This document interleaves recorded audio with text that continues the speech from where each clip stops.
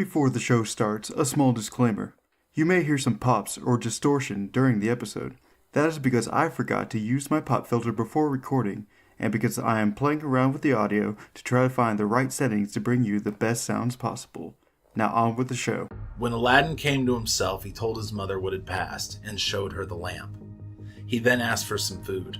"Alas, child, I have nothing in the house, but I have spun a little cotton and will go and sell it." Aladdin bade her to keep her cotton, for he would sell the lamp instead. As it was very dirty, she began to rub it, that it might fetch a higher price. Instantly, a hideous genie appeared and asked her what she would have. She fainted away, but Aladdin, snatching the lamp, said boldly, "Fetch me something to eat." The genie returned with a silver bowl, 12 silver plates containing rich meats, 2 silver cups, and 2 bottles of wine. Aladdin's mother, when she came to herself, said, "Whence comes this splendid feast?" "Ask not, but eat," replied Aladdin. So they sat at breakfast till it was dinner time, and Aladdin told his mother about the lamp. She begged him to sell it and have nothing to do with devils. "No," said Aladdin, "since chance hath made us aware of its virtues, we will use it." Aladdin and the Wonderful Lamp, the Blue Fairy Book by Andrew Lang. Aladdin is a classic tale, but the genie is not just a character in a story. The supernatural entities known as Djinn, or as we call them in the West, genies, are firmly rooted in Arabic folklore as beings to be feared. Join us today as we explore the lore behind these beings and learn that they are far less friendly and much more real than the genie of the lamp. Your wish is my command on this episode of Snipe.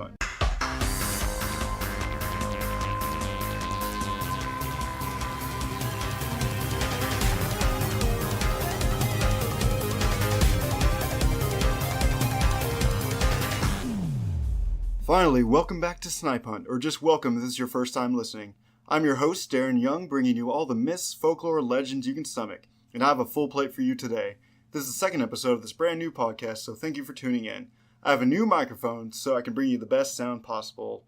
From now on, I'll be doing this podcast with an outline instead of a script, so I don't sound monotone, but you'll probably hear a bit more uhs and ums. Anyway, I'm excited to announce that I'll no longer be alone on my hunts. I have a new and permanent co-host, the one and only Gary Clevenstein. Thank you.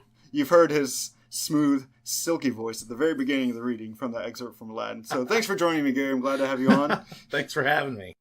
So Gary's been a long-time friend of mine. When I told him I was doing a podcast, before he even knew what it was about, he asked to be on it. So here he is. Is there anything you want to say about yourself in particular? Or No, I appreciate you having me on.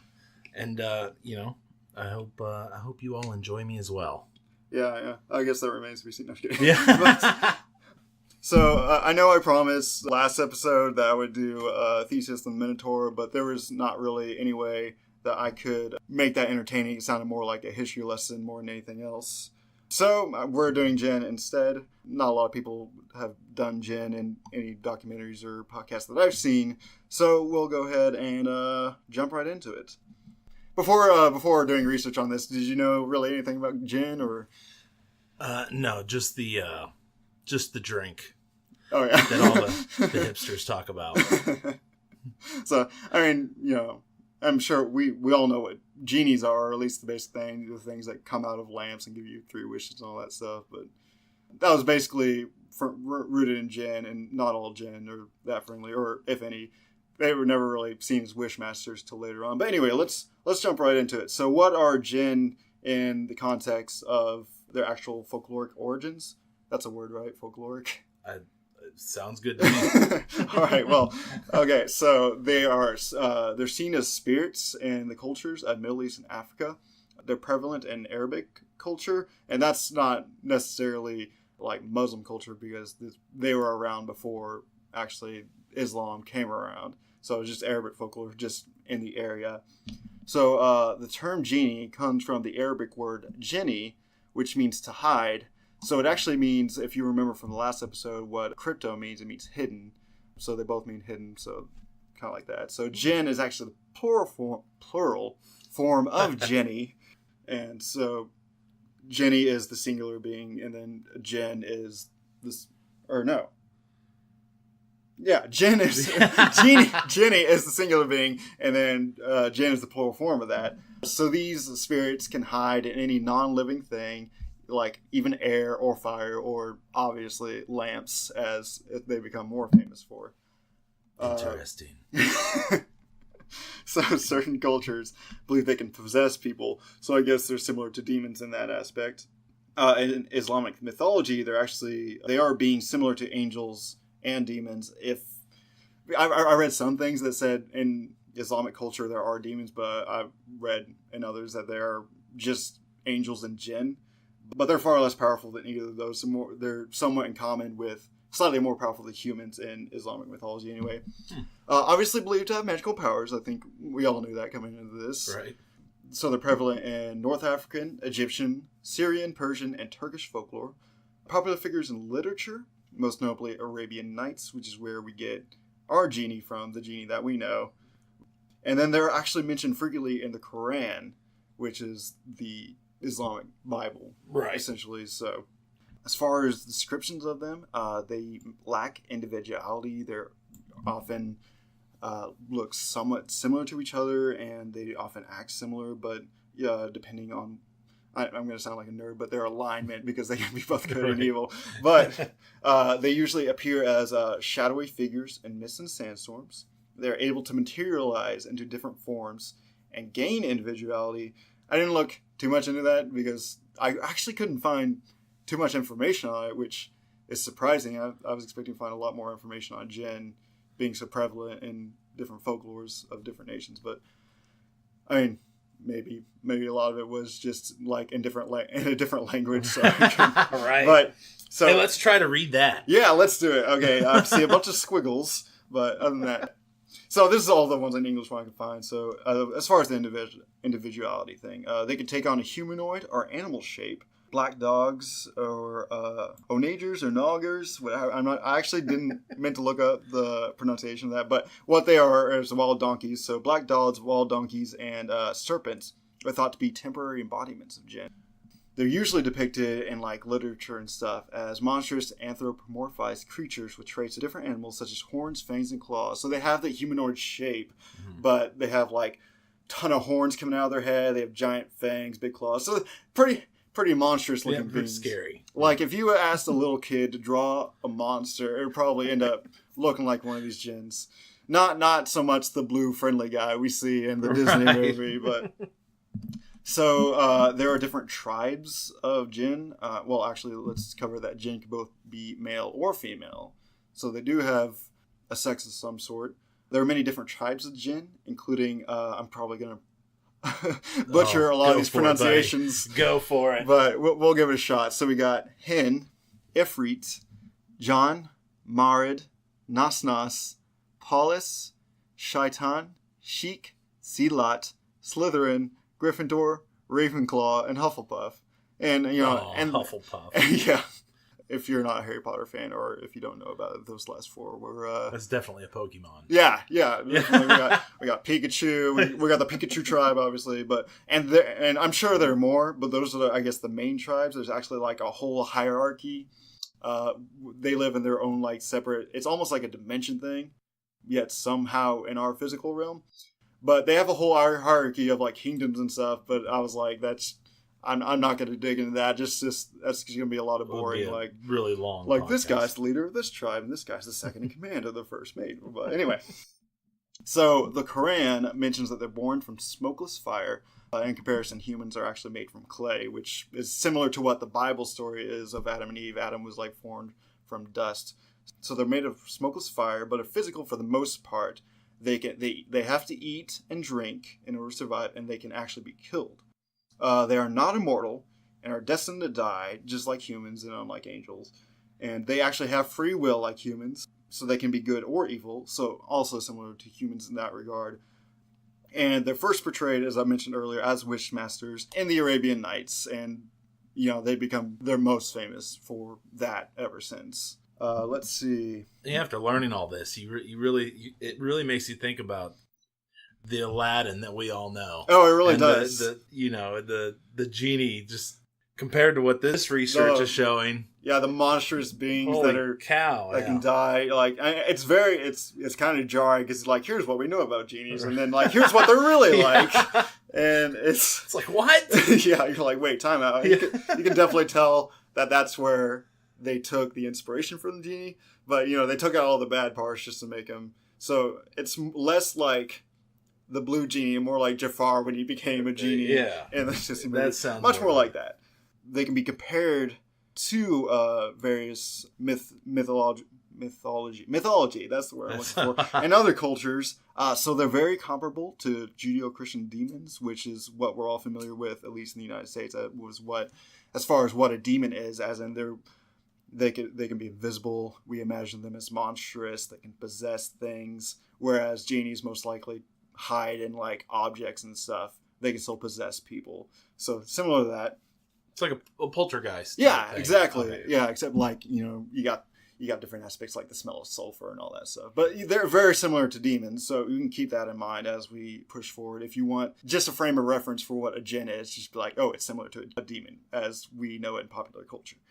So in Roman mythology, there were these things called Genius and Juno, which were more like guardian angels. They were sort of protected spirits.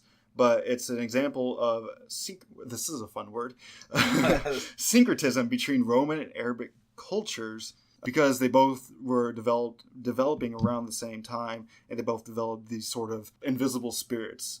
So the concept of genius, so genius originally was, because we know the word genius, it means a really smart person. Yeah. But originally it was sort of a protective spirit, like if something good happened to your life, that was your genius, like looking out for you or whatever. And later evolved into the genius being the actual human soul being called the genius and the good aspects of it. And then later it evolved to mean an innate ability, like being super smart. Like if you're good at something, you're a genius at it, right? Exactly. I actually had to do a lot of research on that because I couldn't find the link between the Roman mythology genius and the genius we know of today, so I had to do right, because even I use Wikipedia. I'm proud, I admit it. It's actually hey, it's great. I donate. Oh yeah, yeah, $3 a year. There you go. You're single-handedly big spender. I'm keeping it up there. Yeah. But so I had to go beyond that, and I finally found the connection between it. It was more of what the meaning of the word evolved over time. So Jinn are actually a part of occult literature and can be compelled to commit both good and evil acts. So sort of like sorcery, Wiccan, well, probably not Wiccan, but like witchcraft stuff. Like, a lot, especially in Victorian times, people dabbled in the occult. So that's where a lot of that comes from. They adopted the Djinn as part of that sort of a culture. Yeah. Puns. Anyway. So, all right, let's move on. Now that we know what a Djinn is, or at least what can be compared to, let's go ahead and hear some stories about Djinn. Gary, would you like to read the story of the Djinn attack? Oh, absolutely. So, in the Djinn attack, in deep sleep, I could feel my breathing becoming slow and prolonged. I'm already screwing this up, dude. Oh, you're good. You're good. It's pronounced. I think that's the one that's pronounced duvet, by the way. Under the thick duvet on a cold winter's night, which is a blanket. In deep sleep, I could feel my breathing becoming slow and prolonged under the thick duvet on a cold winter's night. I felt very comfortable and not disturbed in my peaceful sleep, which does not happen regularly. Falling into deeper sleep, I started to dream, or I thought I was starting to dream. With my eyes suddenly opening and looking at the bedroom ceiling, I could see myself on the ceiling like a mirror reflection. All of a sudden, my view changed to seeing myself in a bed sleeping. At that point, my view did not change, but I was floating from the ceiling down to the floor and standing against the bedroom wall opposite to my bed. Pointing towards my conscious body in bed, I started laughing at the same time. Sorry, I had to actually, this is from Muslim posted this, so and I think it got translated in English. Okay. So I did some editing to make it sound less awkward. Okay. It's still like that. But anyway. Hey, good on you, man. All right. Pointing towards my conscious body in bed, I started laughing. At the same time, I could feel myself in bed. I could feel myself in bed and leaning against the bedroom wall. I thought to myself that this is a very odd dream never ever experienced before. The weirdest thing was I was not able to move, speak, or even try to wake up. All this was happening so suddenly, there was no opportunity for me to think what is actually happening to me. The visions ended and I was back in bed asleep thinking it's all over, but to my surprise I could feel pressure on my chest. Pressure that was becoming slowly unbearable. I was finding it difficult to breathe, feeling my heartbeat slow down. I tried to move the duvet off my chest to allow me to take a breath and wake up, but to no avail. Trying to concentrate on my breathing, I felt like I was being strangled around the neck. My consciousness fading away, I thought to myself, I am dying, and started shouting and screaming so that my uncle and aunt would wake up and come running into the room to help me fight off what I knew now was a djinn attacking me. I could not understand why they weren't acknowledging my screaming and shouting for help. It is my time to die and either go to heaven or hell and meet Allah, the Lord of the universe. I can only do one last thing, which is to say the last words before death. No God but Allah. Muhammad is the messenger of Allah, I thought in my mind. Slowly, I could feel my chest becoming lighter and the strangle easing off. This is working. The djinn completely let go of my neck, and the pressure was totally off my chest. I breathed out and took a very deep breath in, opened my eyes, started to move, and felt very wet. My whole body was sweaty and my breathing restored back to normal. I am still alive. Looking around the room, things were normal. Nothing was out of place and my duvet was still on top of me. I was still tired and it was nearly time for sunrise. I thought I would get out of bed and pray to Allah for saving me from the djinn. I prayed until sunrise, then prayed the compulsory morning prayer and then went back to sleep. All right, let's discuss what happened a little bit. So I took this from a blog post about stories of Djinn, and this is obviously a Muslim person who's experienced this attack. So what happened, it looked like, he went to bed, he was lying down, and then he was starting to dream, or at least thought he was starting to dream, and then he sort of had an out-of-body experience to where, like, he can see himself on the bed, but he could feel... But from his perspective, he was across the room leaning against the wall, and he could feel both sensations. Well, you know what's crazy is reading all this. It kind of, because like my daughter, she's a horror movie fanatic, and it just puts everything into like. Now you slowly realize that this is where that's where all this stuff comes from. Right? Yeah, all the horror movie tropes are actually coming from. Actual stories or from what people have perceived as attacks from supernatural beings. It's kind of freaky, isn't it? Because you're like, oh, this is just a movie. And then you like read this and you're like, oh no, this is not just a movie. What? But so he's had this sort of weird out of body experience. And then eventually, I guess, his little astral projection thing ended and he's back in bed. And then he's like, okay, that was weird. Go back to sleep. But then he felt like something was choking him and he couldn't see anything. Like there was a pressure on his chest. So that would be, and he couldn't move at all. He couldn't move, he couldn't scream or anything. So that's just terrifying, right? I mean, like I couldn't even imagine. But so this actually, this story, it's freaky, but it actually does have a scientific explanation. It's actually a textbook case of sleep paralysis, which is a disorder that's more common than you think and not many that people would know about. This is actually sleep paralysis can also involve hallucinations.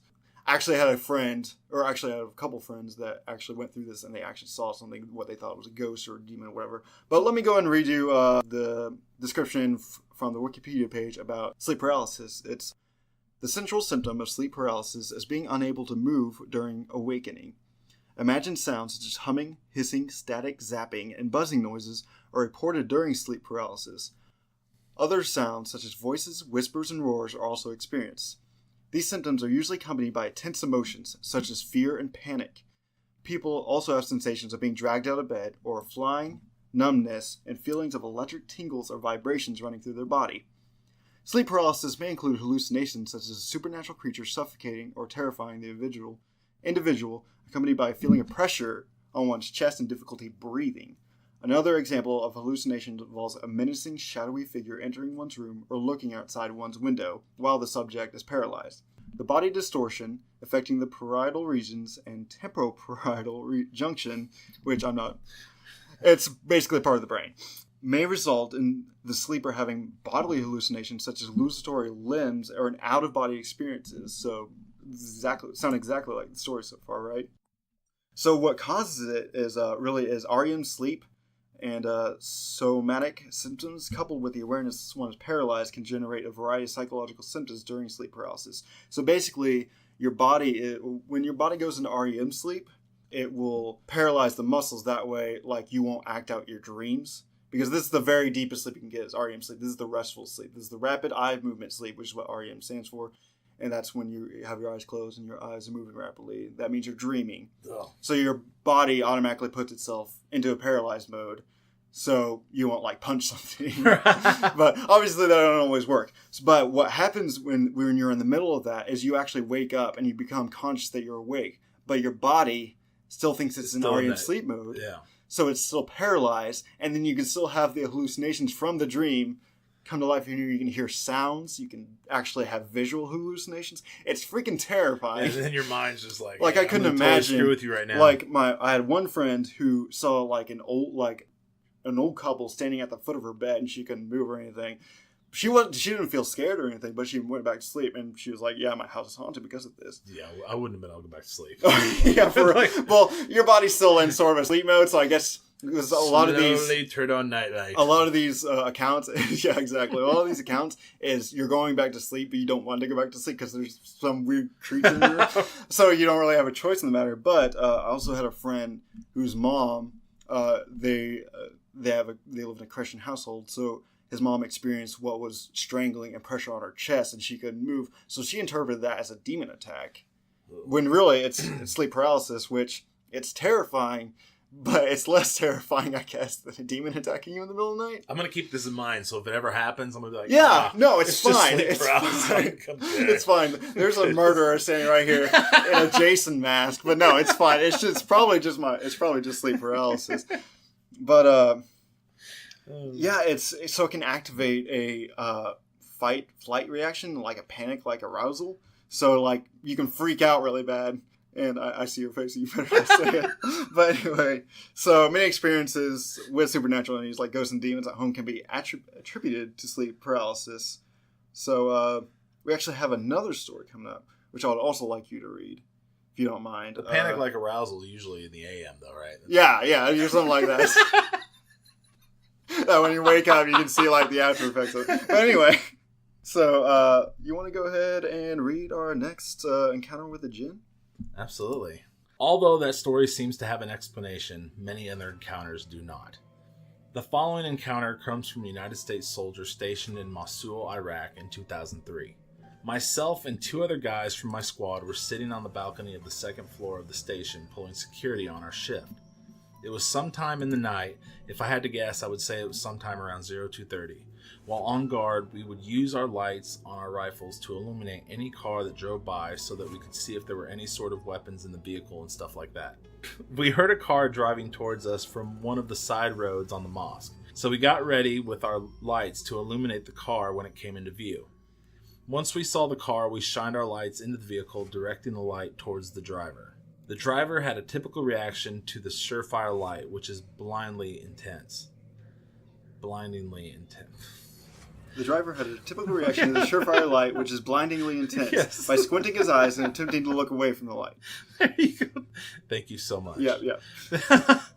The passenger had a much different reaction. His eyes seemed to glow with intensity by the light.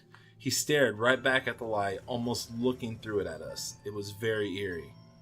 At the time, the best we could describe his eyes were that of a cat in the dark with a flashlight shining in its face. I have never heard of a person's eyes being able to reflect light like that before, or anything you could purchase to do such a thing, especially in a second or third world country.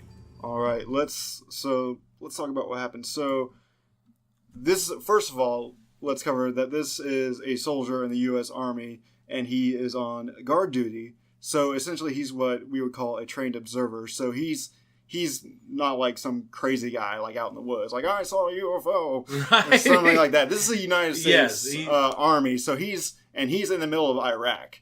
So he's not going to be like, he's going to be vigilant, and he's going to see whatever he sees. We can most likely take from that. That's what was actually there. Very observant. So he's a trained observer, and whenever a vehicle comes by, they shine their lights into the vehicle, look for any weapons and stuff like that. So this particular night, a car came by, so they went up to, pretty protocol stuff. He shined the light at the driver. If someone's shining a light in your face, you're not going to, stare right back into it. You're just going to look away, squint, ugh. And apparently this is a very intense light. So they shined it at the passenger, and he didn't, flinch at all. He just stared. He just stared back at him like he could see past the flashlight, and they were looking at them directly. And he had, eye shine like a cat. And as we know, people don't have the eye shine, but, animals do. So I'd be like, nope. Yeah, exactly. I'm done. Yeah, no, Hey, Larry, it's your turn for watch. Yeah. But, so it's a lot less dramatic from the last encounter, but that, to me, that seems like it's a lot more real. We have a trained observer having a lot less encounter, but still terrifying. I mean, could you imagine just shining a super intense light at somebody, and then they have the eye reflection, which is freaky by itself, but him just not reacting to it at all. I assumed he waved them through, because, I wouldn't want to keep him like, yeah, you can go through. It's fine. No, it's fine. But, like I said, it's a lot less dramatic than the last encounter, but it seems like a lot more real. What's out there could be some guy with reflective eyes, or an animal of some sort. And as we learned from Djinn earlier, they can shapeshift sort of into. So would the driver know that it was in there? Actually, but I'm not sure.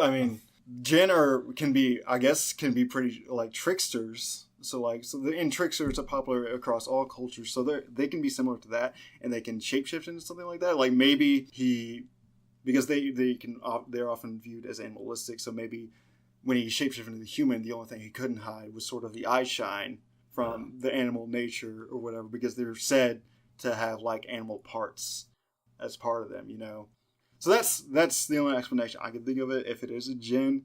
But either way, that would be an off-putting. And if you're a soldier and that freaks you out, then that's probably going to be a pretty freaky experience. But all right, so let's move on to this last story, which takes place in Pakistan. And one thing you should know about the story is what an imam is. I think I'm pronouncing that right. So an imam, Gary, is one who is the one who leads the players and the football players. Yeah, He's the coach. No. He is the one who leads the prayers in a mosque, holding a status similar to a priest. So a nephew tells the story of a strange encounter experienced by his uncle. One morning, my uncle was awakened by the sound of prayer, blaring over the speakers of the mosque. He shot upright, covered up accordingly, and left the house. The first thing he noticed when he stepped outside was how unusually dark it was. Maybe it was 2 or 3 a.m. instead of 5:30 a.m., at which time you could see a tiny slit of light over the horizon, so beginning of the sunrise. Thinking nothing of it, he continued onward, only to realize he did not understand a single word he was hearing over the speakers.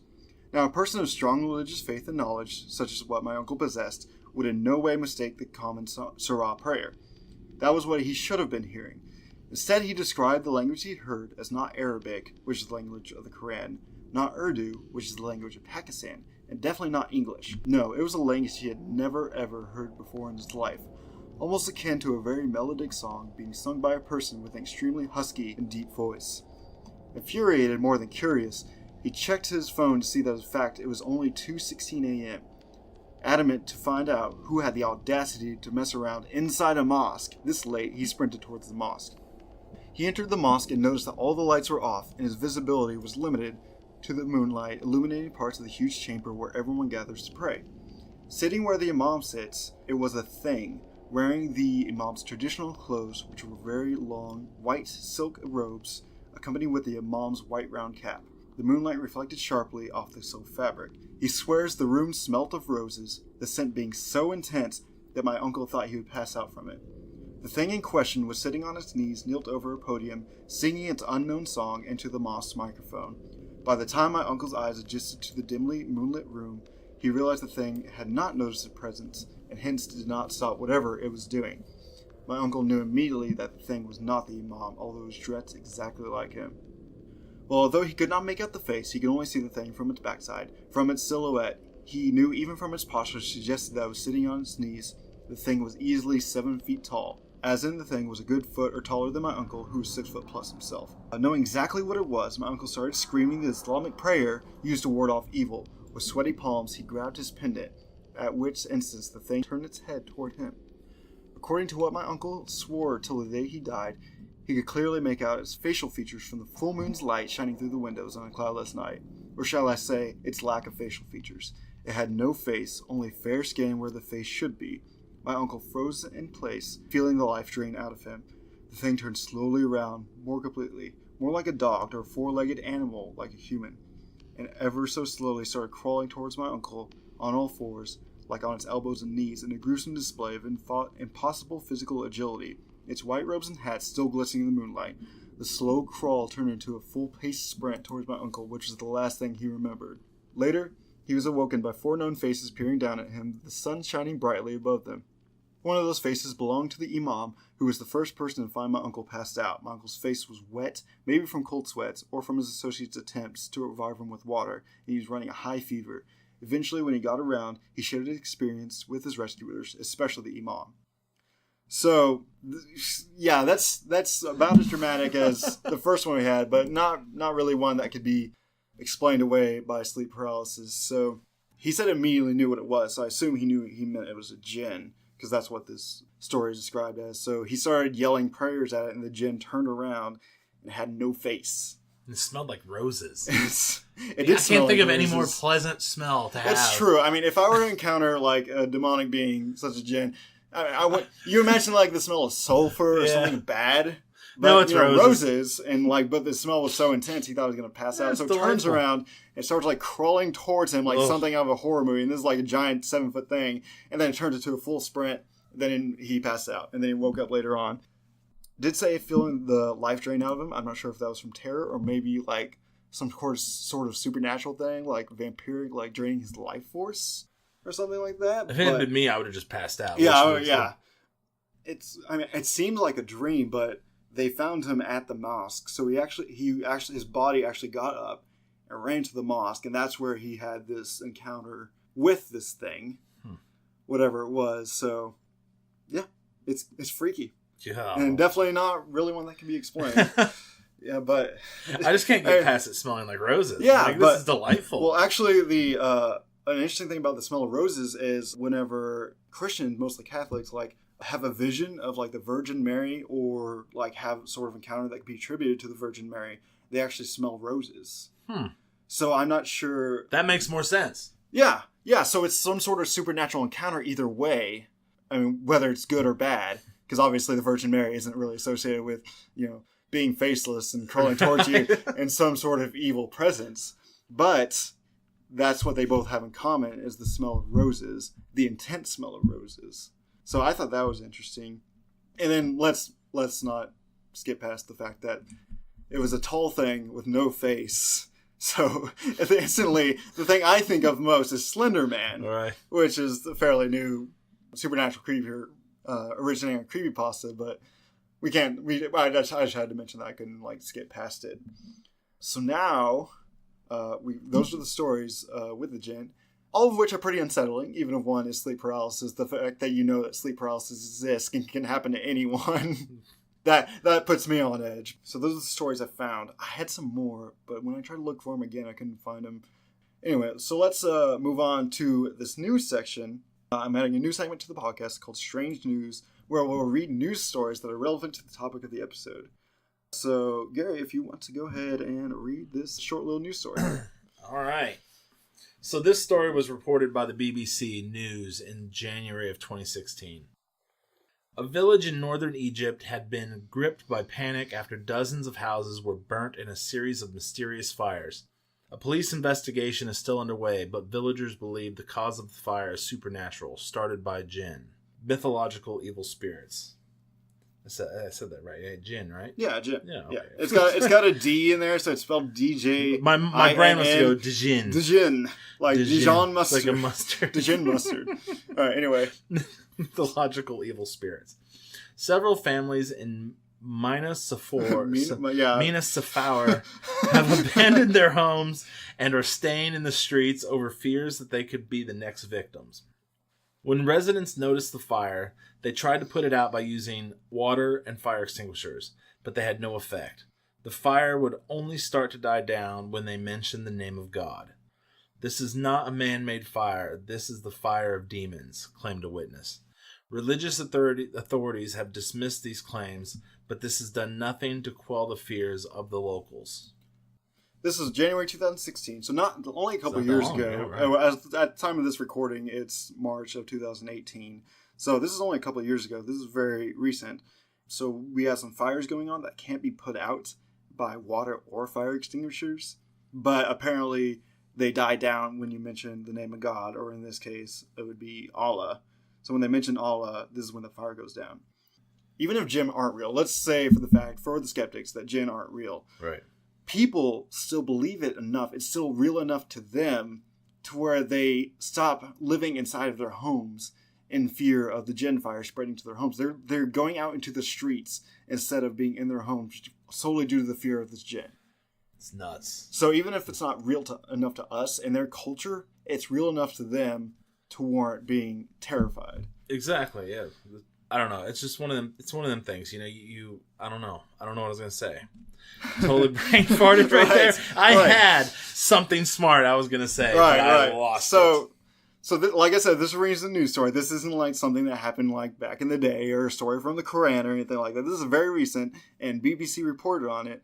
So it's real enough to them. So, Gary, after hearing all this stuff about Djinn, what were your thoughts coming into this episode, and then what are your thoughts now that you've learned all this? Well, I mean, it's interesting because I seriously, when you think of a genie, like you seriously, you only think of Disney's genie, right? You think of 3 wishes, or you got a lamp, you rub it, 3 wishes. Yeah, exactly, and that's what genie is, and that's it. Gone, that's it. Yeah, you don't have to worry about it. It's not going to kill you or anything, right? But after hearing all this, it's like, wow, like holy mackerel! Like I can't. Yeah, it totally changed your perspective on it. Now, when you go back and watch Aladdin, you're like, I know what you are. I know you. I know what your alternative motives are. I'm watching you. Yeah. So, yeah, and I'd say I learned a lot about Djinn, which is exactly what I wanted to do when I was doing research on this. And they can be pretty terrifying. I mean, no matter if I ever encountered a Djinn, I wouldn't care if he was good or an evil Djinn. I would be terrified nonetheless, because we have, depending on what shape they take, if they take their real shape or their true shape of a monstrous form, animal faces and horns, that's pretty terrifying. But so even, like I said, even if they aren't real, even if you don't believe in this, it's still real enough to people in some cultures. It's real to them. Do you have anything more to say on this? Or? Well, I mean, and what you're saying on that is, everybody has their experiences, and you've got to respect. Even if you're a skeptic, you've got to take into consideration these people over here have experienced stuff, and you got to be open minded. Yeah, I mean. And every culture has their own sort of supernatural or monstrous entity. With these stories, there's not really anything that can explain them away. We had the sleep paralysis one, but as far as the U.S. soldier experiencing what he thought was a Djinn, and then even down to these fires that could only be quelled by saying Allah, according to the locals. The debate for the existence of Djinn could go on for eternity, but the fear they instill is very real. Thank you so much for listening to Snipe Hunt. Your listening has been noted and will be reported to the proper authorities. Special thanks to Gary Clevenstein for becoming my co-host this episode. Please follow us on Facebook, Podbean, and SoundCloud. You can listen to other episodes on Podbean, SoundCloud, iTunes, Google Play, and soon, Podcast Addict. If you have a question, comment, or suggestion for a future episode, you can email us at snipehuntpodcast@gmail.com. That's snipehuntpodcast@gmail.com. Logo design is by Ethan Rothfuss. All music heard, with the exception of the intro and outro, is by Kevin MacLeod at Incompetech.com. Possible tracks played include Crypto, Day of Chaos, Evening of Chaos, and Static Motion. Once again, thank you for listening. Join us next episode when we explore the frightening folklore of Arkansas. We'll see you on the next hunt.